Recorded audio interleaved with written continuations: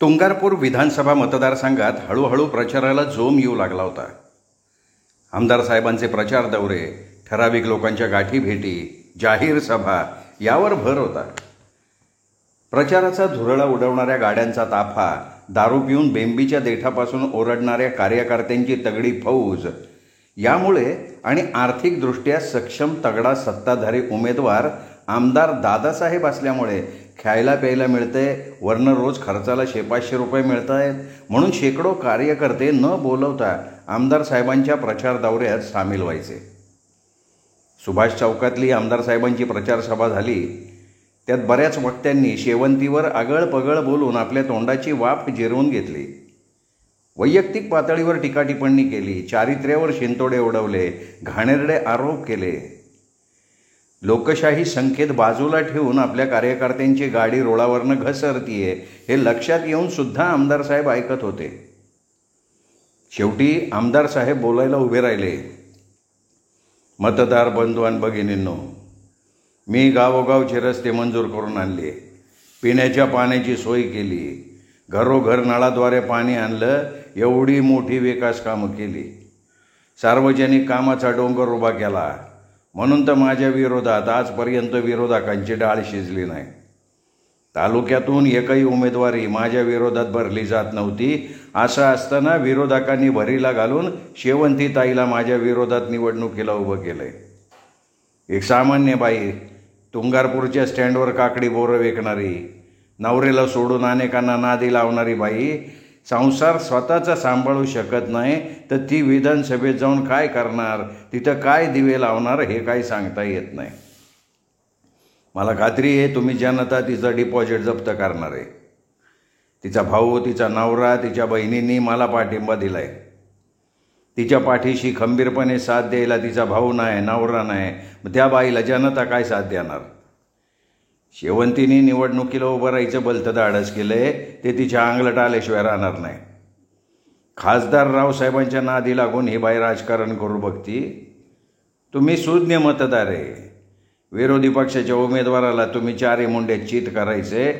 तुम्हा मतदारांची साथ आहे, अनेकांचं सहकार्य आहे, जाणत्या मंडळींचा आशीर्वाद आहे, त्यामुळं मीच विजयी होणार, ते ठामपणे सांगत होते. मधूनच कार्यकर्ते मोठमोठ्यानं घोषणा देत होते. आवाज कोणाचा? आमदार दादासाहेबांचा. जिंदाबाद जिंदाबाद, आमदार दादासाहेब जिंदाबाद. डांगे चौकात कम्युनिस्ट पार्टीची सभा आयोजित केली होती. खासदार रावसाहेब निवडणुकीची प्रचार यंत्रणेची धुरा सांभाळत होते. खासदार रावसाहेब अत्यंत संयमी, मितभाषी होते. शेवंती कमरेला पदर खोचून सभेत बोलायला सुरुवात करायची.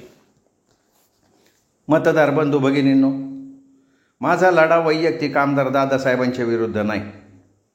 माझा लढा भ्रष्टाचाराच्या विरुद्ध आहे.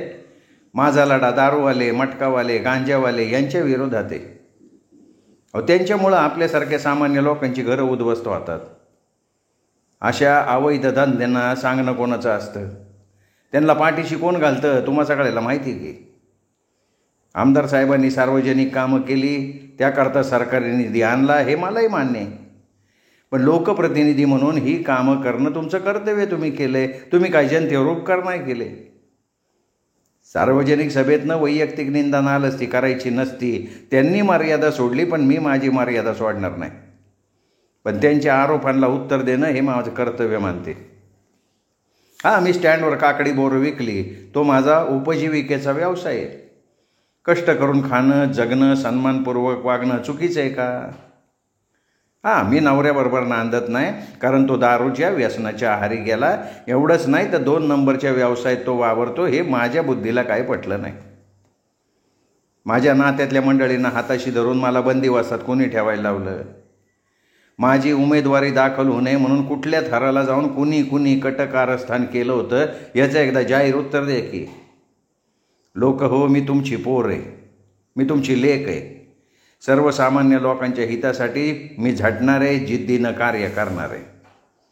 दारू गांजा यांच्या व्यसनानं कुणाचा मुलगा गेला, कुणाचा बाप गेला असेल, कुणी मटक्यावर आपले पैसे घालून बसला असेल, कुणाचा नवरा, कुणाचा मुलगा, कुणाचा भाऊ वाया गेला असेल, गुंडापुंडांची तुम्हाला झळ बसली असेल. आमदार साहेबांच्या उडाणटप्पू पोरांनी अनेक गोरगरिबांच्या पोरी पळवून नेल्या, त्यांचं जीवन उद्ध्वस्त केलं. इथं गरिबाला न्यायच नाही मिळत. हे बघा, आपल्या देशात लोकशाही आहे, हुकुमशाही नाही आहे. आमदार दादासाहेबांच्या कार्यकर्त्यांची दादागिरी वरचेवर वाढत चालली, त्याला आळा कोण घालणार? सत्तेचा दुरुपयोग करून सरकारी योजनांवर डल्ला मारणारे कोण आहेत? अनुदान घोटाळा कोणी केला हे लक्षात घ्या.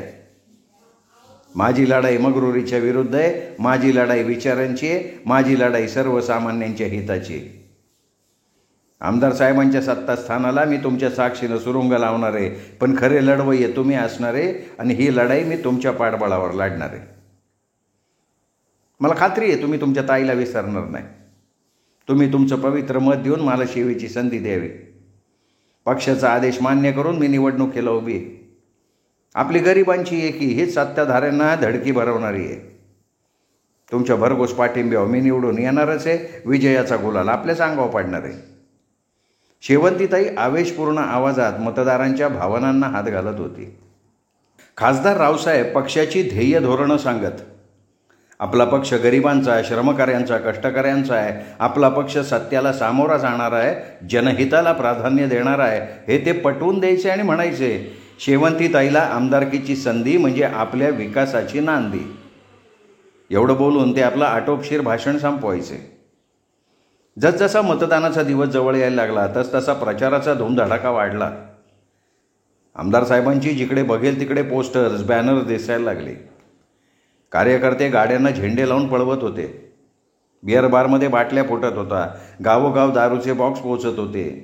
आमदार साहेबांच्या कार्यकर्त्यांची चंगळ चालू होती. पोत्यानं पैसा खर्च होत होता. जवळजवळ एकतर्फी निवडणूक होणार असं चित्र निर्माण झालं. निवडणूक काळात दारूचा महापूर आलाय आणि हे कुणामुळे घडतंय याचा अंदाज जनतेला कधीच आला होता. भीमादादा आणि रावसाहेबांनी शक्कल लढवली. शिक्षण महर्षी नानासाहेब देशमुखांच्या सहमतीनं एक जाहीर पत्रक काढलं. प्रिय मतदार बंधू भगिनींनो, आपले उमेदवार शेवंतीताई गरीब उमेदवार आहे. प्रत्येकानं या लढाईमध्ये शेवंतीला हातभार लावावा. आपलं दान वाया जाणार नाही. निवडणूक निधीला सढळ हस्ते मदत करावी आणि आपलं पवित्र मत आपल्या ताईला देऊन बहुमोल मतानं तिला विजयी करावं. आपल्या सगळ्यांच्या नैतिक पाठबळावर शेवंती निवडणूक लढवते. तुम्ही प्रत्येकाने आपणच उमेदवार आहे असं समजून प्रचाराला लागा. कुणाच्या दंडुकेशाहीला, दहशतीला न घाबरता शेवंतीला संधी द्या. खरं तर माझ्या विकलांगतेमुळे प्रत्यक्ष प्रचारात मी सहभागी होऊ शकत नाही, पण माझा नैतिक पाठिंबा आणि आशीर्वाद कायम शेवंतीच्या पाठीशी राहील. आपला नानासाहेब देशमुख. एकतर्फी वाटणाऱ्या निवडणुकीचं वातावरणच ढवळून निघालं. पुढारी कार्यकर्ते आमदार साहेबांबरोबर, जनता शेवंतीताईच्या बरोबर. शेवटच्या 5-6 दिवसात आमदार साहेबांच्या कार्यकर्त्याला कोणी दारात उभं राहू देऊ नये. कुत्र्याला हाकलावं तसं हाकलून देत होते. गावोगावच्या महिला मंडळांनी शेवंतीला पाठिंबा जाहीर केला. बहुसंख्य महिला शेवंतीच्या प्रचारात हिरिरीनं भाग घ्यायला लागल्या होत्या. श्रमिक संघटनेचे कार्यकर्ते जागरूक राहून शेवंतीच्या विजयासाठी जीवाचं रान करत होते. वातावरण तापलं होतं निवडणुकीचं. शेवंतीच्या वाढत्या प्रभावाची दखल आमदार साहेबांनी घेतली. त्यांचे हुकमाचे ऐक्य ठाण्याचा पक्यादादा आणि जयशादादाला पाचारण केलं. ते दोघे त्यांच्या सटर फटर बॉडीगार्ड्सना घेऊन आले. आमदार साहेबांनी त्यांना सूचना दिल्या. विरोधी लोकांना धमकवायचं, खून खराबा करायचा नाही. कुठल्याही परिस्थितीत विरोधकांचं पारडं जड होता कामा नये. मुळातच ज्यांचा पिंड अविचारी आहे ते कसला विचार करणार. त्यांना एकच कळत होतं, शेवंतीची जाहीर सभा उधळून लावायची, दगडफेक करायची, तिच्या कार्यकर्त्यांना हत्यारं दाखवायची, भीती घालायची. प्रसंगी आमदार साहेबांच्या वाटेत आडवं येणाऱ्यांचा काटा काढायचा. शेवंतीच्या 2-4 कार्यकर्त्यांना बेदम ठोकायचं. कार्यकर्तेच काय, शेवंतीसुद्धा जीवाला घाबरून घरात बसली पाहिजे असा त्यांच्या भणंग डोक्यातनं भणंग विचार येत होता. त्या दिवशी पक्यादादाच्या टुकारपोरांनी शेवंतीताईचा प्रचार करणाऱ्या कार्यकर्त्यांना बदललं. जयशादादा भर चौकात उभारून डोळे विस्फारून म्हणत होता, कोण माईचा पूत आमदार साहेबाला विरोध करतोय तेच बघतो. एकेकाला भोसकून खल्लास करून टाकल. मला ठाण्याचा दादा म्हणतेत. ज्याला कोणाला विरोधाचा माज आला असेल चांगली जिरवून टाकल मी त्याची. पक्यादादा जयशादादा यांच्या वागण्या बोलण्याचा जनतेवर उलटा परिणाम होत गेला. दैनिक बोंबाबोंबनं रोजच्या घडणाऱ्या घडामोडींना ठळक स्थान देऊन भडक बातम्या दिल्या. तुंगारपूर विधानसभा मतदारसंघात सत्ताधारी आमदारांच्या गुंडांचा हैदोस, मतदारांना धमक्या, कार्यकर्त्यांना भोसकण्याची धमकी. जनमत कम्युनिस्ट पार्टीच्या उमेदवार शेवंतीताई यांच्याकडे झुकू लागल्याचं स्पष्ट चित्र. दैनिक बोंबाबोंबरोबर इलेक्ट्रॉनिक्सच्या माध्यमातून व्हॉट्सअप ग्रुपवरनं गुंडगिरीच्या दहशतीच्या बातम्या पसरायला लागल्या. जनमत ढवळून निघायला लागलं. शेवंतीताई आपल्या प्रचार कार्यात व्यग्र होती. प्रचाराचा कालावधी कमी राहिला होता. गावोगाव मतदारांपर्यंत पोहोचणं महत्त्वाचं होतं. शेवंतीच्या हालचालीवर तानाजी साखरेचं बारीक लक्ष होतं. तो पक्यादादाला, जयशादादाला तिच्या प्रचार दौऱ्याची माहिती पुरवत होता. तो शेवंतीच्या व्यक्तिगत द्वेषानं पछाडलेला होता. शेवंतीची जनमानसातली प्रतिमा, तिची प्रसिद्धी बघून तानाजीचं आतल्यात पित्त खवळत होतं.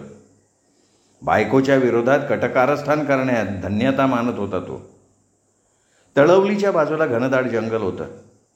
त्याच्या बाजूला वाडी वस्तीवर तसंच दुर्गम भागातल्या जास्तीत जास्त लोकांपर्यंत पोहोचण्याचा प्रयत्न शेवंती करत होती. आपली रास्त बाजू लोकांपर्यंत मांडत होती. आमदार साहेबांनी वाडी वस्तीवर दुर्गम भागात जायचे कधी कष्ट घेतलेले नव्हते, पण ते कष्ट आता शेवंती करत होती. सकाळी लवकर प्रचाराला निघायचं, रात्री उशिरा परत यायचं. तहान भूक विसरून पायात भिंगरी बांधल्यासारखी मतदारांपर्यंत ती पोचत होती. मतदार तिचे आपुलकीनं स्वागत करत होते, आपला पाठिंबा व्यक्त करत होते. तळवलीच्या घनदाट जंगलातनं रात्री उशिरा परत येत असताना अचानक पक्यादादा आणि त्याच्या गुंडांनी शेवंतीच्या गाडीचा पाठलाग सुरू केला. शेवंतीची बोलती बंद करायची असं म्हणत तानाजी साखरे पक्यादादाच्या गाडीत बसून पक्यादादाचं डोकं भडकवत होता. पक्यादादा गाडीतच पिस्तूल रोखून बसला होता, पण वाट वळणावळणाची आणि घनदाट झाडीची असल्यानं त्याला अचूक नेम साधता येत नव्हता. आपला पाठलाग कोणीतरी करतोय हे शेवंतीच्या लक्षात आलं. संभाव्य धोका लक्षात घेऊन बरोबरीच्या कार्यकर्त्यांना सूचना दिल्या. दगाफटका व्हायची लक्षणं दिसत आहेत. जर काही घडलं तर ओरडायचं नाही. तुम्ही चौघे कार्यकर्ते, ड्रायव्हर आणि मी आवाज न करता मिळेल त्या मार्गानं अंधारातून वाट काढत तुंगारपूर गाठायचं. कुंभारवाडीच्या कच्च्या रोडवर ड्रायव्हरला गाडी वळवायला शेवंतीनं सांगितलं. तेवढ्यात पक्यादादाच्या पिस्तुलातून आलेल्या गोळीनं जीप गाडीचं मागचं टायर फुटलं.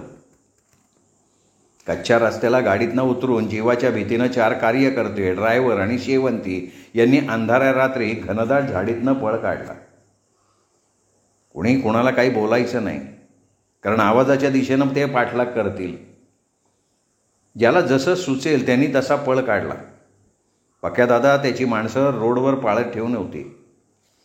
अंधारी रात्र, किर्र वातावरण, स्मशान शांतता, मधूनच होणारी कोल्ह्यांची कोल्हेकोई, घुबडांचे घुतकार, संपूर्ण आडरान. आपण कुठे जातोय, कुठल्या दिशेला जातोय काही माहीत नाही. रोडवर जाण्यात पक्यादादापासून धोका होता. घनदाट झाडीत हिंस्त्र श्वापदांचा धोका होता.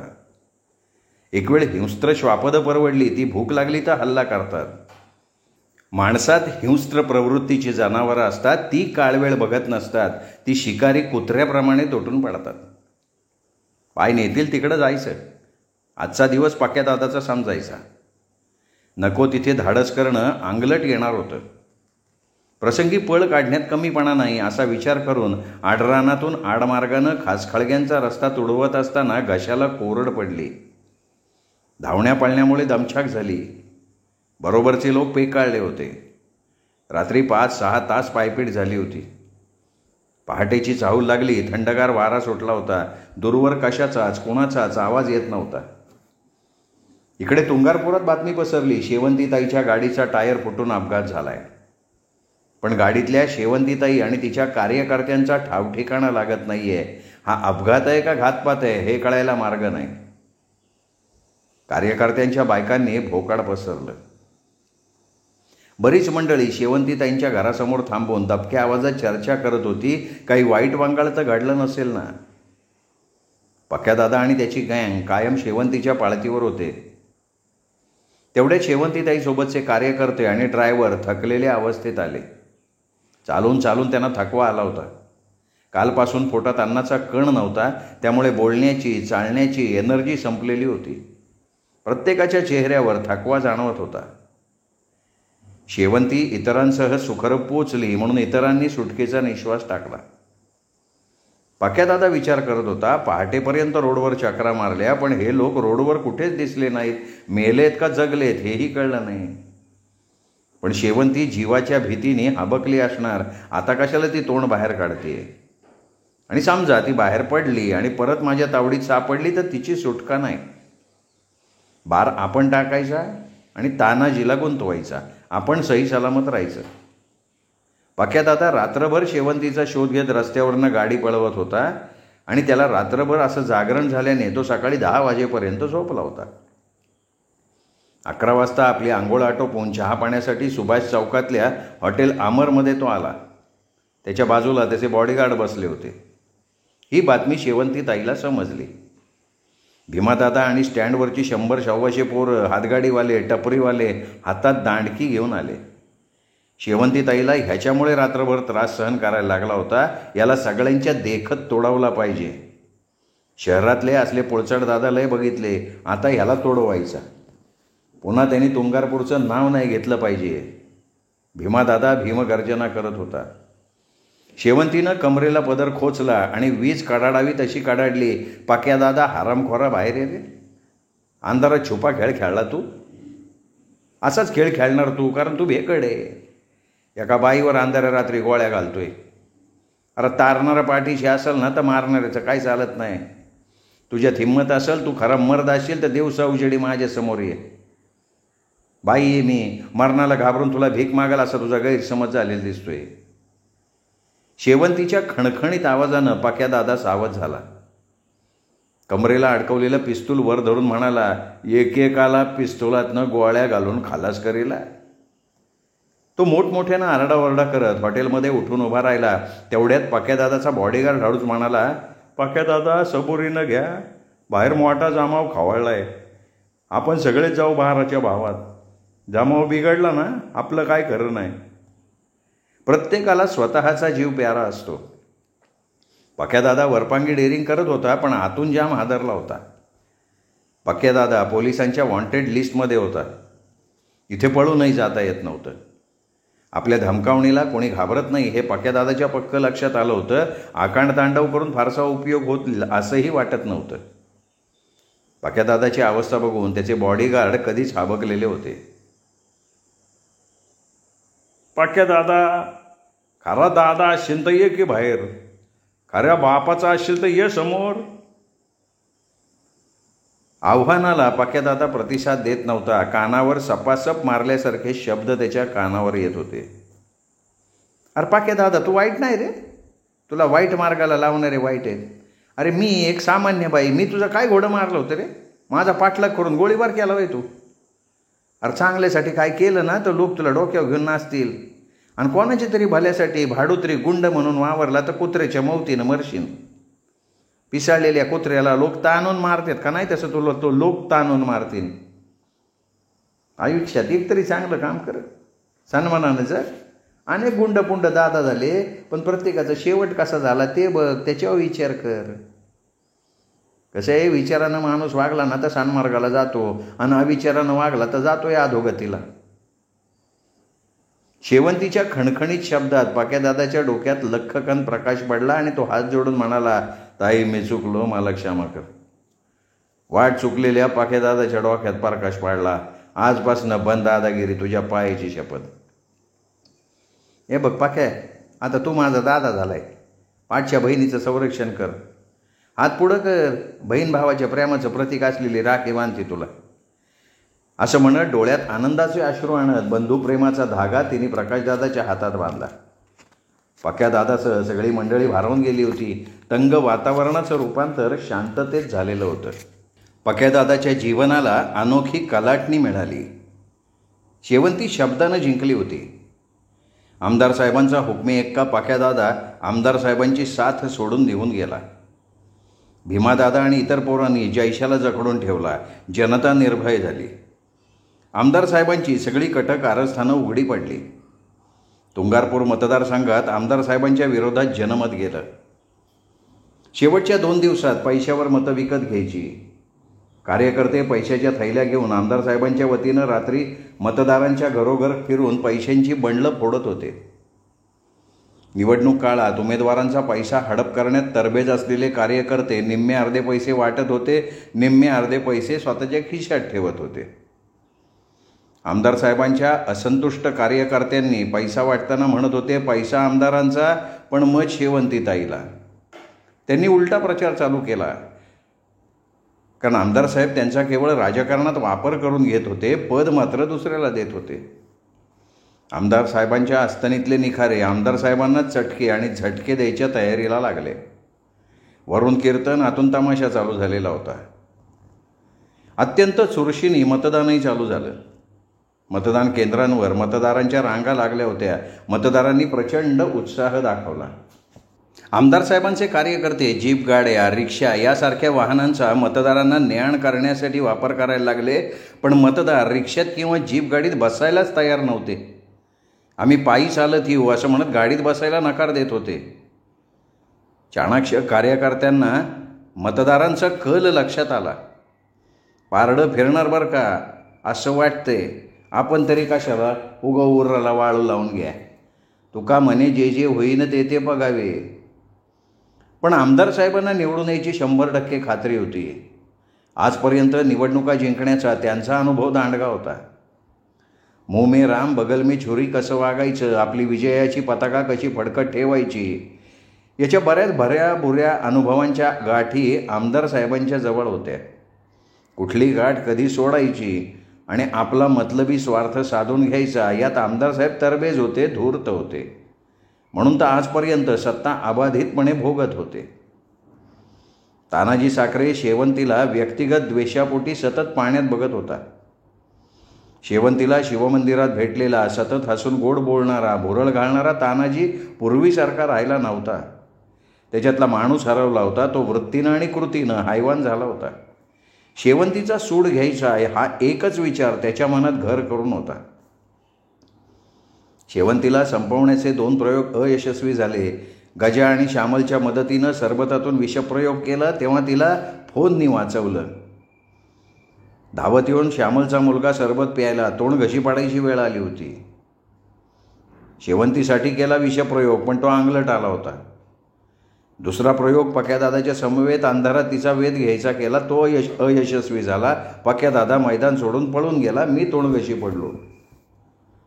उद्याच्या मतमोजणीत शेवंती जिंकली तर मला तोंड दाखवायला जागा नाही, कारण मी उघड आमदार साहेबांचा प्रचार केला आहे. शेवंतीच्या विरोधात कटकारस्थाने केली तरी तिला यश मिळते. मला अपयशानं, अपमानानं, अवहेलनेनं खचून जायला लागतंय. माझं शल्य, माझं दुःख मी नाही विसरू शकत. बायकोने नवऱ्यापुढे झुकलं पाहिजे, वाकलं पाहिजे, नवरा म्हणेल तसं नाचलं पाहिजे, पण शेवंती मांजरानं उंदराला खेळवावं तसं खेळवतीये मला. अनेकांना हाताशी धरून आपला मतलबी डाव खेळतीये. ही माझी बायको नाही तर 7 जन्माची वैरीण आहे, असं म्हणत तानाजी साखरे दारूच्या धुंदीत एकांगी विचारात घडलेला होता. निवडणूक निकालाचा दिवस उजाडला. मतमोजणी केंद्रावर निकाल ऐकण्यासाठी सकाळपासून लोकांनी गर्दी केली होती. प्रत्येक फेरीचा निकाल ऐकण्यासाठी आतुरता निर्माण झाली होती. दुपारी 3 वाजता आमदार दादासाहेबांपेक्षा शेवंतीनं 20,000 मतांची आघाडी घेतली होती. निवडणुकीचा कल स्पष्ट होत चालला होता. एवढं मोठं मताधिक्य कमी होणं शक्य नव्हतं. आमदार दादासाहेब चेहरा काळवंडून मागच्या दारानं निघून गेले. त्यांचे काही पाठीराखे माना खाली घालून गपचूप निघून गेले, तर काही कार्यकर्ते जिकडं गुलाल खोबरं तिकडं चांग भलं म्हणत जल्लोष करणाऱ्या शेवंतीच्या कार्यकर्त्यात सामील झाले. सत्ताधीश आमदार साहेबांच्या सत्तेला एका सामान्य बाईनं सुरुंग लावला होता. मतदारांना बदल अपेक्षित होता आणि तो बदल मतपेटीद्वारे जनतेनं घडवून आणला होता. सत्तेच्या विरोधात दंड थोपटून उभा राहणाऱ्या जनतेला कुणीतरी नेता हवा होता. स्टँडवर काकडी, बोरं, लेमन गोळ्या विकणाऱ्या बाईनं एका सामान्य स्त्रीनं बंडाचं निशाण हाती घेतलं होतं आणि आमाप जनतेच्या साथीनं विजयश्री खेचून आणली होती. आमदार साहेबांना झालेला पराभव पचवता येणं शक्य नव्हतं. शेवंती आपल्या कार्यकर्त्यांना शांततेचं आवाहन करत होती, पण कार्यकर्ते आनंदानं बेहोश होऊन नाचत होते. परिस्थिती हाताबाहेर जाऊ नये, वातावरण चिघळू नये, शांततेचा भंग होऊ नये म्हणून पोलीस डिपार्टमेंटनं विजयी मिरवणूक काढायला परवानगी नाकारली. जल्लोषात नाचणाऱ्या कार्यकर्त्यांचा मूड खराब झाला. शेवंतीताईंनी कार्यकर्त्यांचा, पाठीराख्यांचा मनापासून आभार मानले आणि हा माझा विजय नाही तर तुम्हा सगळ्यांचा विजय आहे. तुम्ही सगळ्या कार्यकर्त्यांनी जीवाची बाजी लावून मला निवडून आणण्यासाठी अथक परिश्रम घेतलेले आहेत. तुम्ही कुठल्याही दबावाला, आमिषाला बळी न पडता मला मतदान केलं आहे. सर्व प्रकारचं सहकार्य तुम्ही मला केलं आहे. ज्यांनी ज्यांनी हे सहकार्य केलं त्या सगळ्यांचे मी मनःपूर्वक आभार मानते. मित्र हो, यशानं हुरळून जायचं नसतं याचं मला भान आहे. बंधूंनो, आता शांततेत आपापल्या घरी जा ही नम्रतापूर्वक विनंती, असं म्हणत शेवंतीताईंनी सगळ्यांना विनम्रपणे हात जोडले आणि जो तो आनंदानं घरी परतला. शेवंतीताई दिवसभराच्या दगदगीनं दमून गेली होती. कॉटवर बसल्या बसल्या ठराविक कार्यकर्त्यांना आभाराचे फोन करत होती. काही जणांचे अभिनंदनाचे फोन येत होते. रात्री 12-1 वाजेपर्यंत असंच चालू होतं. शिणलेल्या दमलेल्या देहाला विश्रांतीची गरज होती. तिच्या डोळ्यांना झोपेची चाहूल लागली होती, त्यामुळे ती पटकन झोपी गेली. शेवंतीनं सकाळी लवकर उठून स्नान उरकून घेतलं. नानासाहेब देशमुखांच्या बंगल्यावर जाऊन देशमुख सरांचे चरणदर्शन घेतलं. विकलांग स्थितीतही नानासाहेबांच्या चेहऱ्यावर हास्य तरळत होतं. त्यांनी थरथरत्या हाताने आशीर्वाद दिला. त्यांच्या डोळ्यातून आनंदानं येणारे अश्रू त्यांच्या गालांवरनं ओघळत होते. नानासाहेबांचं प्रेम बघून शेवंतीला भरून आलं. भभूतमल शेठच्या घरी जाऊन भभूतमल शेठच्या फोटोसमोर क्षणभर उभी राहून तिने मनोमन हात जोडले. मनात ती म्हणत होती की शेठ, तुमच्या शेवंतीचा विजय बघायला आज तुम्ही हवे होतात. माझ्या पाठीवर पितृप्रेमानं शाबासकीची थाप टाकणारे भभूतमल शेठ स्वर्गवासी झाले. त्यांना स्वर्गात सुद्धा आनंदच झालेला असणार. भभूतमल शेठच्या आठवणीने शेवंती सद्गदित झाली होती. कृतज्ञतेनं त्यांच्या तसबिरीसमोर अश्रू ढाळत होती. भभूतमल शेठच्या सुनबाईंनी शेवंतीचं औक्षण केलं. अभिनंदन म्हणत शेवंतीला पेढा भरवला. कार्यकर्त्यांचे आभार व्यक्त करणे, आलेल्या लोकांचं अभिनंदन स्वीकारायचं आणि त्यांची चहापाण्याची, नाश्त्याची सोय करणं ही सगळी कामं भीमादादाची बायको सुलभा आनंदानं करत होती. भीमादादा आणि सुलभा शेवंतीला भरभरून साथ देत होते, सहकार्य करत होते. आदर्श शिक्षण प्रसारक मंडळानं शेवंतीताईचा सत्कार केला. तुंगारपूर अर्बन बँकेत ताईंचा सत्कार झाला. तुंगारपूर अर्बन बँकेच्या निवडणुकीपासनं शेवंतीनं सार्वजनिक जीवनात यशाला गवसणी घातली होती आणि तेव्हापासनं तिच्या सामाजिक आणि राजकीय जीवनाचा आणि तिच्या यशाचा आलेख उंचावत होता. सुभाष चौकात नागरिकांनी शेवंतीचा भव्य सत्कार केला. त्या सत्काराला उत्तर देताना शेवंतीताई म्हणाली, बंधूंनो, हे यश तुमचं आहे. सत्ताधाऱ्यांच्या विरोधात लढण्याचं मला पाठबळ दिलं. अहोरात्र माझ्यासाठी कष्ट घेतले.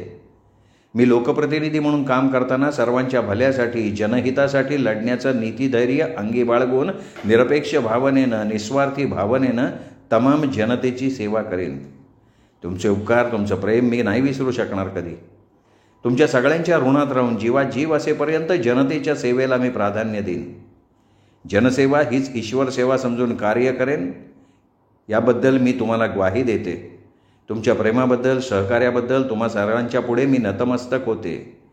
असं म्हणत तिने भाषणाचा समारोप केला. प्रचंड टाळ्यांचा कडकडाट झाला. चौफेर अभिनंदनाचा वर्षाव झाला. आनंदाच्या वर्षावात शेवंतीताई चिंब भिजलेली होती.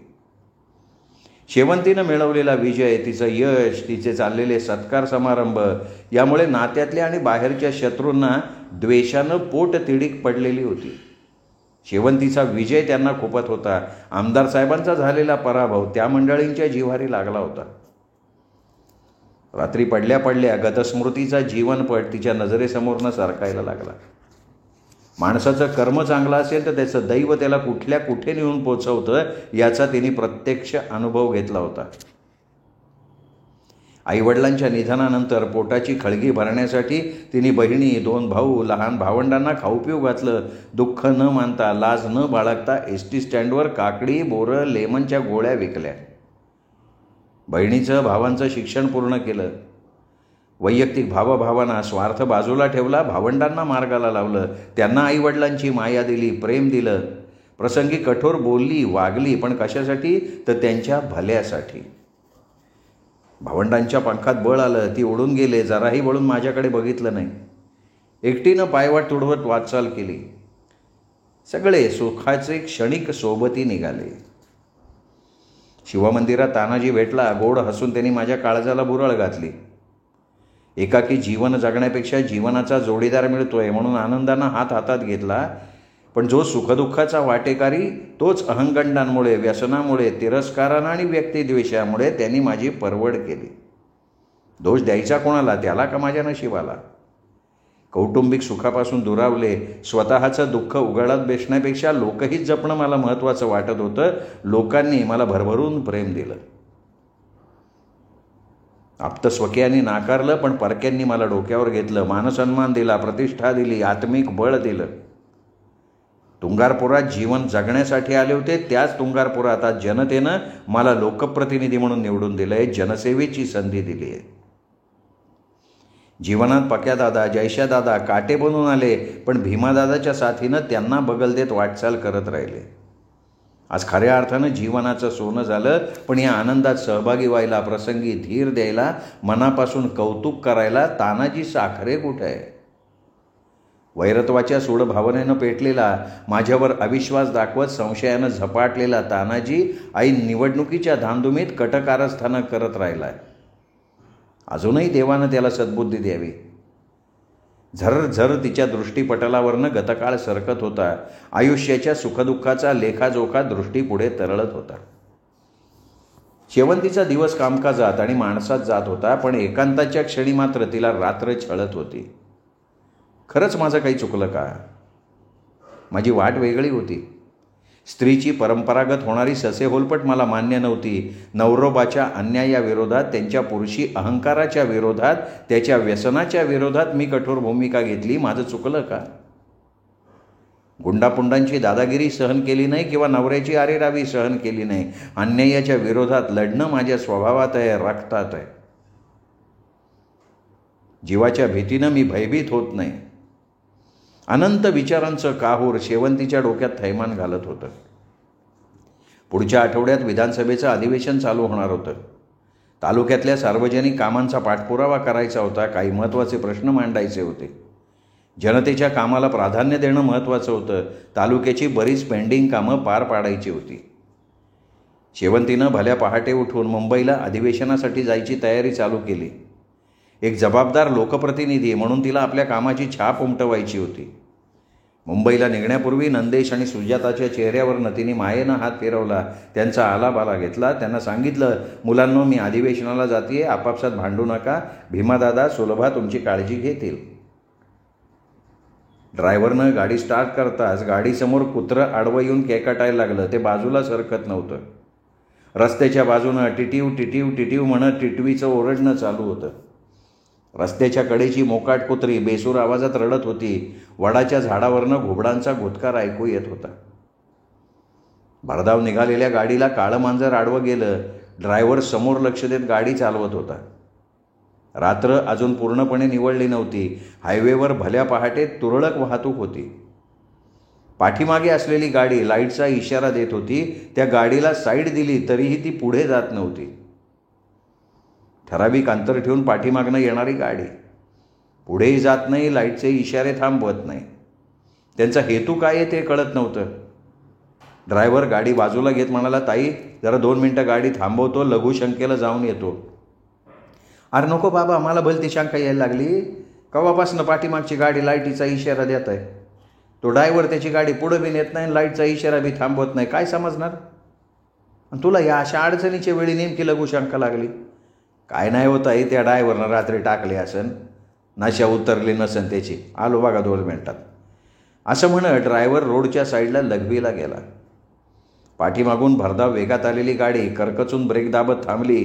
गाडीतनं पटापटा 3 जण खाली उतरले आणि आपल्या गावठी कट्ट्यातनं गाडीत बसलेल्या शेवंतीवर त्यांनी बेछूट गोळीबार केला. ड्रायव्हर गोळीबाराच्या आवाजानं दचकला, गाडीकडे धावत सुटला. मारेकऱ्यांनी पळून जाता जाता ड्रायव्हरच्या उजव्या पायावर गोळी झाडली. गाडीत सीटवर शेवंतीताई रक्ताच्या थारोळ्यात निश्चित पडलेली होती. काळानं घाला घातला होता. वैऱ्यानं डाव साधला होता. एका निष्पाप लोकप्रतिनिधीवर भ्याड हल्ला झालेला होता. क्षणार्धात मारेकरी गाडीत बसले, भरधाव वेगानं पसार झाले. पाठलाग करणारी गाडी संधीची वाट बघत होती. ड्रायव्हर लघुशंकेला उतरल्यानं त्यांना आयती संधी साधली. क्षणाचाही विलंब न करता मारेकऱ्यांनी गावठी पिस्तुलातून शेवंतीच्या छातीवर, डोक्यावर, पोटावर बेछूट गोळीबार केला आणि ते पसार झाले. रक्ताच्या थारोळ्या शेवंतीनं शेवटचे आचके देत इहलोक सोडून स्वर्गाची वाट धरली होती. सकाळी 7च्या बातम्या ऐकणाऱ्यांचं काळीज धडधडलं. बातमीवर विश्वास ठेवायचा कसा? पण ठळक बातम्यांमध्ये पुन्हा सांगितलं गेलं, तुंगारपूरच्या आमदार शेवंतीताई यांच्यावर प्राणघातक हल्ला झाल्यानं त्या जागेवर गतप्राण. सर्वत्र हळहळ व्यक्त होत असून हल्लेखोरांचा कसून शोध घेतला जातोय. या भ्याड हल्ल्याचा सर्व स्तरातनं निषेध व्यक्त केला जात असून हल्लेखोरांना 2 दिवसात आम्ही पकडू, त्यांच्या मुसक्या आवळू, असं पोलीस प्रशासनानं म्हटलंय. रोज प्रसन्न असणारी सकाळ, पण आज तुंगारपुरातली सकाळ काळवंडून गेली होती. संपूर्ण तुंगारपूरवर शोककळा पसरली. तुंगारपूरची लाडकी लेक अत्यंत कणखर बाण्याची, पण आज अचानक काळाच्या पडद्यावरनं अदृश्य झालेली होती. तुंगारपुरातली जनता शोकसागरात बुडाली होती. त्या दिवशी तुंगारपुरात कोणाची चूल पेटली नाही. मारेकरी कोण असावेत याचा अंदाज सामान्य जनतेला आला होता, पण शेवंतीवर झालेल्या अन्यायाला न्याय कधी मिळणार? सर्वसामान्य जनतेच्या हृदयमंदिरात शेवंतीला अढळ स्थान होतं. तुंगारपुरातल्या घराघरात, प्रत्येक दुकानात तिचा हसतमुख फोटो झळकत होता. शेवंतीच्या दुःखद निधनामुळे शोकसभेचं आयोजन केलं होतं. सुरुवातीला सगळ्यांनी उभं राहून 2 मिनिटं शांतता बाळगून आपली श्रद्धांजली वाहिली आणि भागवत सरांनी आपल्या श्रद्धांजलीपर भाषणात ते अत्यंत दुःखानं, आवेगानं म्हणाले, शेवंतीताई अल्पशिक्षित होती. गरिबीतून, कष्टातून, अत्यंत प्रतिकूल परिस्थितीतून मार्ग काढत शेवंतीताई अत्युच्च पदावर पोचली होती. ती आपल्या सगळ्यांचा मानबिंदू होती, सर्वसामान्यांचं आशास्थान होती. शेवंतीताई तुंगारपूरचं वैभव होती. तिचे आंतरी ममत्व होतं. ती कणखर वृत्तीची, बाणेदार स्वभावाची तळपती तलवार होती. सर्वसामान्यांची ती देवता होती. स्वतः दुःखरूपी ऊन सोसून दुसऱ्याला सतत आनंदाची छाया देणारी, आपल्या मायेची सावली देणारी, जणू काही तुंगारपूरच्या डौलदार झाडासारखी ती होती. आपल्या सगळ्यांना कर्तृत्वाची झलक दाखवत निष्ठेनं उभं राहिलेलं ते सावलीचं झाड स्वतः मात्र अखेरपर्यंत उन्हातच राहिलं. तिच्या आत्म्याला परमेश्वर दरबारात चिरशांती लाभो, असं म्हणत भागवत सर बसले. अनंतराव दळवे पाटील उभे राहिले आणि म्हणाले, शेवंतीताई म्हणजे आपल्या तुंगारपूरची सुगंधी वेल होती. या सुगंधी वेलीनं जनमानसाला कायम दिलासा दिला. आपल्या सुगंधी वेलीची सुगंधी फुलं ती देत राहिली. तिच्या आत्म्याला चिरशांती लाभावी अशी प्रभुचरणी प्रार्थना करतो, असं म्हणत दळवे पाटलांनी आपल्या भावनाश्रूंना वाट मोकळी करून दिली. सुगंधी वेल आपल्या सुगंधी फुलांचा वर्षाव करून गेली. आता केवळ कार्यकर्तृत्वाच्या सुगंधाची आठवण मनामनात कायम राहील. तुंगारपूरच्या इतिहासात शेवंतीताईचं नाव सुवर्णाक्षरात लिहिलं जाईल, यात मात्र कोणालाही शंका नव्हती. श्रोते हो, दीपक रेगे कथाकथन चॅनलवर तुम्ही ऐकत होतात प्राध्यापक शिवाजीराव बागल यांच्या लेखणीतनं साकारलेली कादंबरी सावलीचं झाड उन्हात. आज या कादंबरीचा शेवटचा भाग तुम्ही ऐकलात. ही कादंबरी तुम्हाला कशी वाटली कमेंट करून कळवा. या कादंबरीचा प्रत्येक भाग आपल्या मित्रपरिवारात, नातेवाईकात, सोशल मीडियावर शेअर करा. चॅनल सबस्क्राईब करायचं राहून गेलं असेल तर आत्ता वरती जो माझा फोटो दिसतोय त्या फोटोला क्लिक करा, चॅनल सबस्क्राईब करा. एवढीच विनंती करतो. पुन्हा भेटूयात अशाच उत्तम साहित्यासह दीपक रेगे कथाकथन चॅनलवर. कारण दीपक रेगे कथाकथन चॅनल म्हणजे कथा आनंदाचा अत्युच्च ठेवा.